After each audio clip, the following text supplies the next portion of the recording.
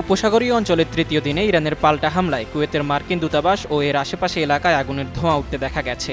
তথ্যটি নিশ্চিত করেছে সংবাদ সংস্থা রয়টার্স এবং এএফপি। হামলার পর দূতাবাসে কাউকে না যাওয়ার পাশাপাশি সবাইকে নিরাপদ আশ্রয়ে থাকার অনুরোধ করেছে যুক্তরাষ্ট্র। একই সঙ্গে কুয়েতে অবস্থানরত মার্কিন নাগরিকদের যে যেখানে আছে সেখানে আশ্রয় নিতে বলা হয়েছে। আমা অথেন্টিক ব্রাজিলিয়ান কফি।